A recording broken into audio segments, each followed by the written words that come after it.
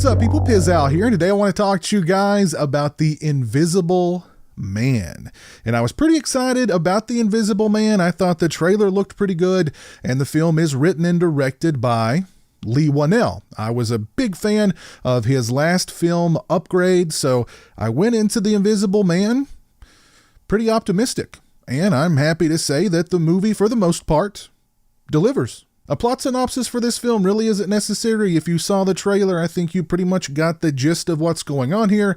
You've got a woman being tormented by someone that she can't see. And of course, everyone thinks she's crazy because she keeps going on and on about an invisible enemy. But The Invisible Man is a really well-made reimagining or update on the classic universal monster character that proves what a great filmmaker Leigh Whannell is. Whannell is able to create tension and suspense by doing something as simple as panning the camera over to a blank space, to an empty chair, or to an empty corner of the room, because maybe that's where the Invisible Man is. Whannell also uses lots of long angles down hallways as if from the Invisible Man's perspective, alluding to the audience that he's never really that far away, which makes the audience feel just as paranoid as the protagonist in the film. But I really appreciated this method of suggestion,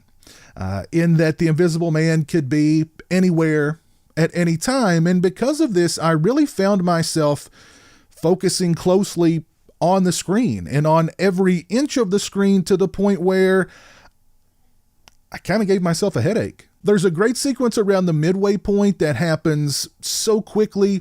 It offers us this brief glimpse of something that is out of place, let's just say, but hardly before you can do a double take, it's too late and it's already over. This was a really well done sequence that I did not see coming, and it was a pretty nice surprise. It's also a sequence that if you think about it for too long, it really doesn't make any sense whatsoever, but I'll get into that more later. There's another great sequence shortly thereafter featuring some Upgrade style action.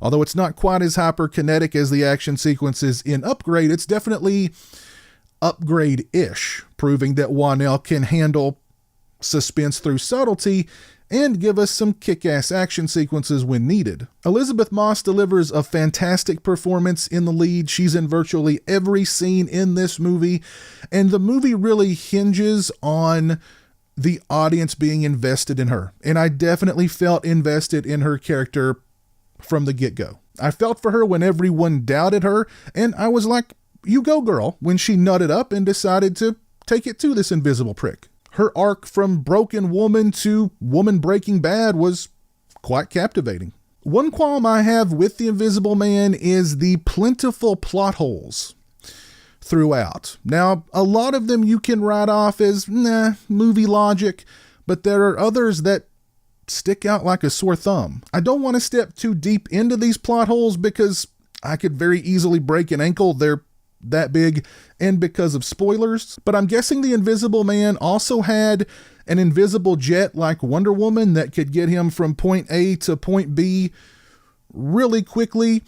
I'm also guessing that the Invisible Man implanted some sort of tracking device in Elisabeth Moss off screen that lets him know her exact geographical location at all times. I was also left thinking, is it really that easy to fake your death? Particularly when you're someone of fairly significant prominence? And what about the poor dog?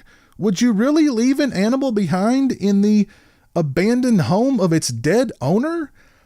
That's just cruel. There are countless more, some of which you can easily give a pass to, but others that the movie makes it difficult to overlook because they're pivotal plot points. My other qualm with The Invisible Man is the last 15 minutes of the movie. The Invisible Man is the kind of movie that has an ending, but then keeps going and has another ending.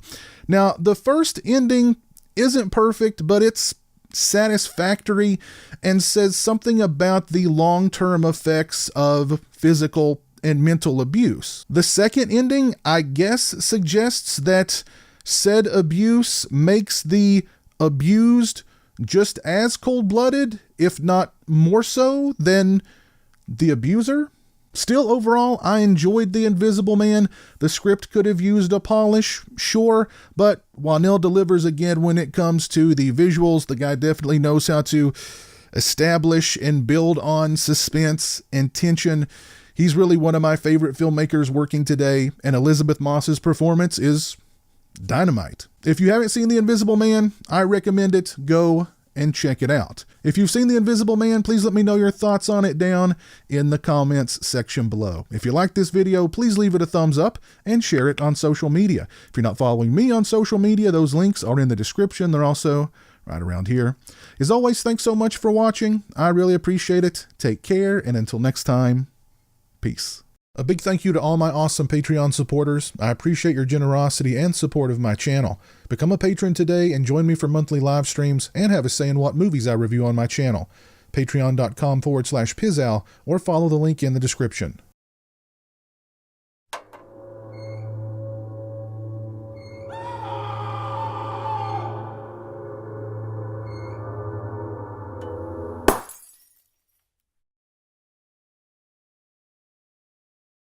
Say hello to the internet, Jeremy.